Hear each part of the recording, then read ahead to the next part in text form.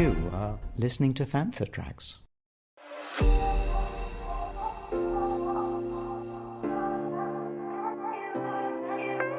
From the galaxy far, far away, direct to you. Welcome to the latest from Star Wars Celebration. This is Celebration Today. Brought to you by Fantha Tracks. Hello and welcome to Celebration Today from FanthaTracks.com. I'm your stand-in host, Carl, from Desert Planet Discs, and joining me today I have the inimitable Mr. Paul Sailor Naylor. I'm no longer sailing, thank you. No longer sailing. And we're also joined by a very special guest today, the one and only Mr. Dee Tails. How you guys doing? Very good, thank you. How about you? I'm doing fantastic.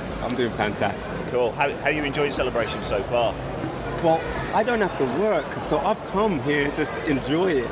So all I'm doing is walking around, mesmerized, trying to get a layout, trying to memorize where everything is. And now, the only friends I've got in this place are you guys and the droids. There we go. There's a fantastic clip, actually, of Dee playing Sabak with pit droids.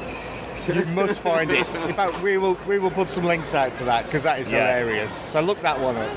Yeah, and we may be at some point joined by the enigma that is Clair Henry. She's rushing around. She's currently hustling hard for the podcast stage for today, which is Sunday. Yeah, and you and I, the other night, at Boonta Eve, were due to be on stage with Claire. Yes, and she didn't turn up, so it's becoming a bit of a theme. So if you are, by the time you listen to this, Planet Leia will have probably happened live on the podcast stage, but she might not even be there. No. Who knows? No. She'll turn up just about 5 minutes towards the end. She might have a stun double. She might have you. Miss Goff. Might have you. Denise Goff might turn up. She looks a bit like her.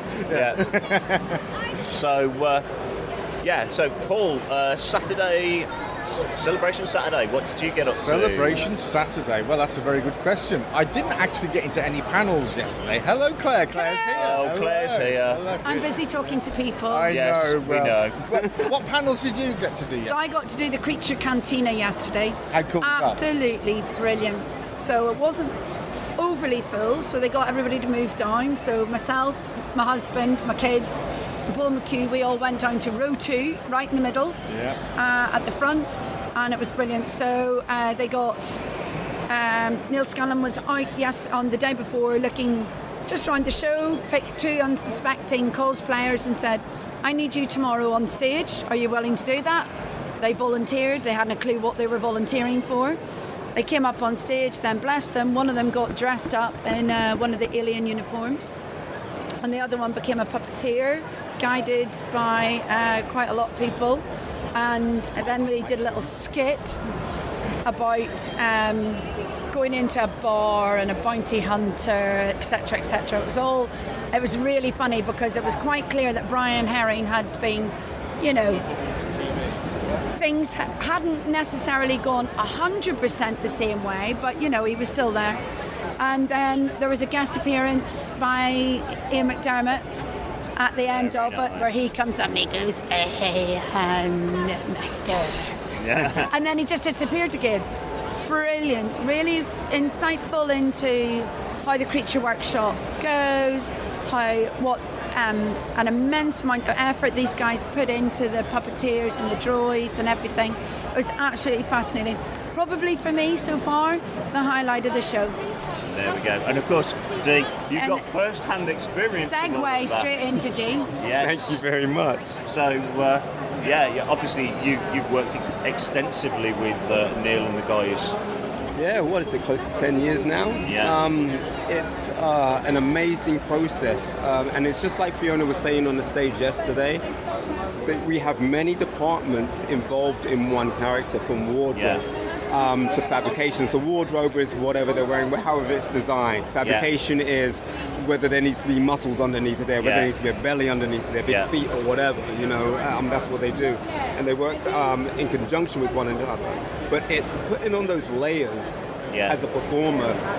It's like she said, and it's also like Brian said, when you start putting on the layers, it starts to dictate how you want to stand, how you want to walk. You may even get a brief say what type of person it is, what type of being it is. But they showed that yesterday in the thing. This girl put on like this big belly, and then this case on top of her, and then she was restricted to like walking with her arms at a certain angle and her legs at a certain angle, so she couldn't move. It was a really insightful way into what you guys have had to do in the films. Well, Peter Mayhew always used to say that, didn't he? He said, I'd put on the costume and Chewie was there. Yeah. It just happens, doesn't it? And I suppose it's been the same for you, Dee. Well, he had the luxury of wearing the same one over and over again. So, it was instant. Yeah. We tend to just have to get it on the spot. Yeah. And we love Star Wars that much that we do. We know what that type of character is. We know what type of species, what type of droid that is. Yeah. And sometimes the droids might not be protocol droids. They might be slightly different, so they've got to walk differently. So even with the droids you saw in Andor on Corellia. Yes. Yeah. Is that where the Jedi Council? Was that in Solo? Or Coruscant. Coruscant, that's it. Coruscant. The waiters all walk a certain way. I'm demonstrating, but they can't see. Almost posh. Yes. As if they were holding. Yeah, like a maitre d' kind of. Yes. So they would fit that mold of like holding that tray. Yeah. And that came from The Last Jedi as well. Yeah. So all these little things help. And one thing in particular, it was to do with the fabrication around the shoulders that Derek was explaining. And Fiona, where the head goes on, but the head fits to the fabrication. It doesn't fit to you, it fits to the fabrication. Yeah. So everything seems like it's one piece of skin. Yeah. And then it pulls you into a position. Yeah. Yes. And you make that as natural as you want when you move, when you wear it. Yeah. Cool. And I think one of the other things they said is like as a unit now, the various arms of the creature shop and I guess the rest of Lucasfilm are now gearing up towards not only the production of the TV shows that are coming out on Disney Plus, but the new 3 movies that were announced. And they're even talking, they've got to massively ramp up the staffing because the potential that those are being developed concurrently. So. Well, the beauty of those 3 films, I was just thinking about it, is that it's not like when you announce a trilogy where you're going to put some space and time between them. Yeah. This is potentially like a Marvel slate where you could have the 3 films all come out in the same 12-month period. Yeah. And they're not necessarily linked. They're not connected. Yeah. The connective tissue is, looks as if it's going to be that one droid that's 25,000 years old. Yeah. And they're shooting them in bunches at a time. So when they've shot a whole bunch and they come out, they've already started shooting the next. So it's the conveyor belt, but it's providing that it's giving them that time to create. With the episodes or the length of time it takes for a movie or a TV show, and then the second length of time in terms of what they're going with the next. Because when you start seeing the first season or something or first movie, they've probably already written the second or the second season. So it's a joy to work with people thinking that far ahead, preparing that far ahead, so that you know that there's going to be some consistency possibly in the theme that you're following or the type of character you're playing. Here's where to find Fantha Tracks during Star Wars Celebration Europe. You can find Fantha Tracks in the fan displays area across the whole event, near to the Galactic Senate stage in the North Hall if you're there. Or, if you spot a Fantha Tracks shirt on the show floor, be sure to come on over and say hi. On Saturday, 8th April from 11 a.m. to 12 p.m., Good Morning Tatooine, hosted by Brian Cameron with co-host Florian Bohr from Jedi Bibliothek, will be on the HoloNet News stage, room 17, along with very special guest author Adam Christopher.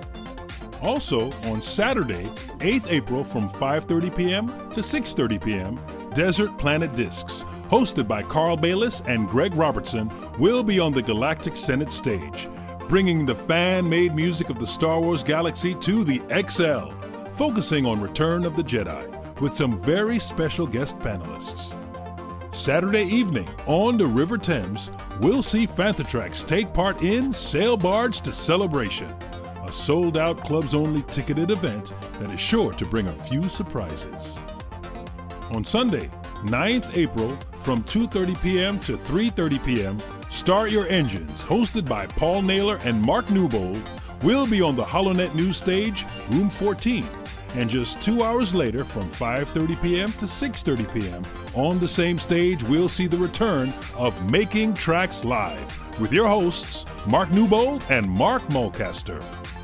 Hashtag Cantina returns Sunday night to the Indigo at the O2. And Fantha Tracks are your hosts for the VIP after party with guest DJ Atomic Blonde. If you have tickets, be sure to attend, as this is where you have a great chance of spotting some very famous faces from the galaxy far, far away, right in the crowd. Finally, on Monday, 10th April, from 12:30 p.m. to 1:30 p.m., Planet Leia, hosted by Clair Henry and Johanna Nebielios, will be on the HoloNet News stage, room 17. Have fun, and remember, Fantha trackers are everywhere. I was mainly on the booth yesterday. No, you weren't. Your main thing yesterday. And my main thing yesterday was Greg and I hosted the Desert Planet Discs live podcast showcase on but the. it was better than a podcast because you had like a mini stage. We had a little stage, which is only right. which is only right for somebody of Darth Elvis's stature. So there was yourself, there was Greg, who was Darth Elvis. Andy Lith from Blues Harvest, drummer. And our very special guest was the inimitable Mr. Mark Hamilton from Ash. Bass player and co-creator and producer of Cantina 2. Yes, so we had a little bit of a chat. All known as the Boys. The Boys, yeah. So they're the most unlikely boy group you've ever seen. And I do believe their first single is a cover of "I've Got a Little Something for You." Yeah. Well, this is the way. Yes, indeed. That's the B-side.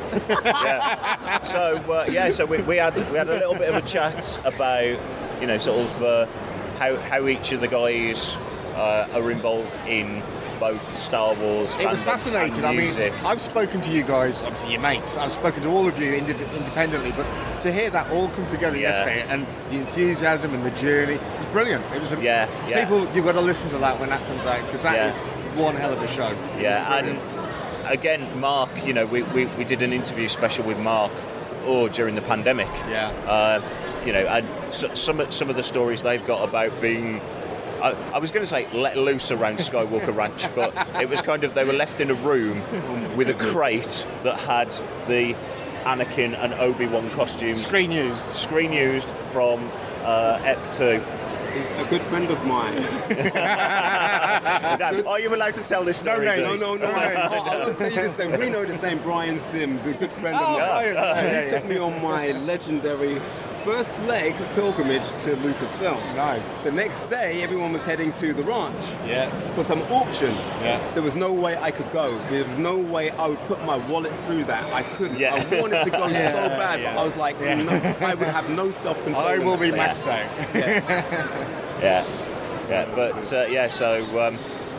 Some great stories, and I mean the full interview episode, you can go back and check that out on the Fantha Tracks network. You can hear Mark's stories about collecting in the 90s in Ireland, driving around with a trailer, buying up barnfuls of what are now classed as vintage toys, but then were basically rubbish that the toy distributors in Ireland wanted to get rid of. If only we'd known. If only we'd known. So very shrewd man. That's painful to hear. It is. And so then we rounded up with a bit of a chat about Cantina 2, which is happening tonight as we record this.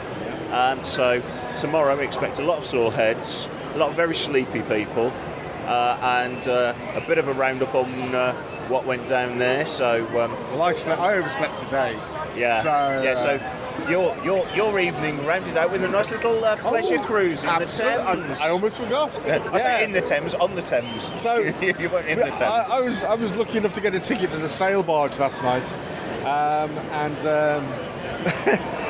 just about got there in time to get to board it, thanks to us just dawdling around as usual. That was an experience. So we got to see some of the sights along the River Thames. Oh, we did. Yeah, no, that was good. I've got some nice photos and video footage of it all lit up at night. It's quite nice, obviously. All the London landmarks. I think I overindulged, and when I woke up this morning, having slept through my alarm, I thought, oh jeepers, where is everybody? Yes. Have they already gone? Have they gone to celebration? But luckily, no. You're still hanging around. Yes. No one's ever left behind. No one's ever left behind. No one's ever really gone. No one's ever really gone. They didn't fall in the Thames, so No. that's good. So, what are we looking forward to today, Sunday? Well, I've managed to Banksy myself into the Obi-Wan panel at Celebration Stage, so I'm looking forward to that. But the big thing for me is going to be after the show. It's going to be #Cantina 2, yeah. where we've got loads of acts on. So by the time you hear this, that may have already happened. But yeah, that's going to be pretty amazing. What else is there today? What other panels are there today? There's a lot of Phantom Tracks podcasts happening today. I'm very much looking forward to the one at 2:30 today called Start Your Engines. Oh, what's that? Start Your Engines. No, It's a heard that one podcast. before. Yeah. Is Andrew Walker on that? Is Andrew Walker on that? Who, sorry? Now we have been promised that Jake Lund Davis is going to be joining us up for that one. So for those of you that don't know, yeah, Dee knows Jake. Part of some of my characters, man. Yeah, exactly. So Jake, what did Jake do for your characters, Dee? Which characters did he create? There's probably 2 or 3, but the one that stands out that I had to go and have a chat with him about, first off the bat, was Clair Henry. Yeah. You know, no one quite knew at Pinewood what this creature was that was going to be running this computer room on Kessel. I went through various stages, and they were saying, "Oh yeah, I think Jake knows what it is. It's supposed to be something from the Clone Wars or something like that, or whatever." I finally got to speak to Jake, and he says, "Yeah, it's kind of like a reworking of one of the Pikes, and he's got this affliction, that affliction." And when he said that, I don't even think I told him that I knew the Pikes, but my eyes lit up because I do know the Pikes. Right? He didn't know what a fan you were. No, but it made such a huge difference. And yeah, just getting that heads up with him, watch out. You probably hear a probe droid going past in the background. Probe droid. They blow up easy if you get out and blast them. Yeah. I didn't hit it very hard. But yeah, so having that information then was relayed to Andrew Jack, the late Andrew Jack, bless him. Well, great guy. Who coached me in a dialect for Quay, but that whole design. You know, yeah, Jake, that's amazing. And of course, very close to home, he's also the creator of the inimitable Constable Zuvio, who is now on the south show floor, adjacent to the Celebration Live stage. So, I saw that this morning. If it's still there at the end of the weekend, then Martin Keeler's been slacking. Yes. I fully expect him if it's to be not there, abducted. go to the Zoovium. I'm sure you'll find. Yeah, you'll probably find him as a very elaborate holder of toilet paper. You'll or find it something like that. sat on a toilet. Yeah. So, and then of course he was also Jake was also the creator of the look for B2 Emo. Yes. And B2 Emo features on a lot of our exclusive merch from this the weekend. show. So that's been flying out like hotcakes. Yeah. Literally. Yeah. The hotcakes haven't been flying out that quickly. So come down to the Phantom Tracks booth. We're opposite the Droid Builders in the fan club zone, and enjoy the rest of the celebration. And we'll be back same time tomorrow. Thank you, Dee. Thank you, Dee. Hey. Thank you, Paul. Thank you, Carl. Thank you, Claire, as she's just coming back. No. Claire. Thank you, Claire. Hello, darlings. Yes. Thank you, Claire. Bye. Oh, thank you. Bye, everybody. May the force be with you. See you tomorrow. And I just want to say a big thanks to everybody who's stopped me as I'm walking around the event and come to say hi. It's been amazing meeting you. That's why I do it. Yeah. Yep. So if you do see Dee the rest of the show, come along, say hi. Feel free to pester him because he won't mind. Yeah, he might. Not at all. He might even buy you a coffee. Or he might even buy you somebody else's coffee. Yeah. Yeah. Let's not tell Matt about that. Yeah, let's not tell Matt. Okay. Bye. So we'll see you again this time tomorrow. That's all for now, but be sure to tune in to the next edition of Celebration Today. Visit fanthatracks.com. Send in your listeners' questions by emailing radio@fanthatracks.com and follow us on Amazon Music, Audible, Apple Podcasts, Google Podcasts, Spotify, or your podcatcher or your smart speaker of choice. Tune in to Good Morning Tatooine, Sunday at 9 p.m. UK time on Facebook and YouTube. And check out our Fantha Tracks Radio Friday night rotation every Friday at 7 p.m. UK and Tuesdays at 7 p.m. UK time for Making Tracks. So Star Wars fans, have fun, have a great time. And remember, Fantha Trackers are everywhere. Coming up next on Fantha Tracks Radio, it's Start Your Engines.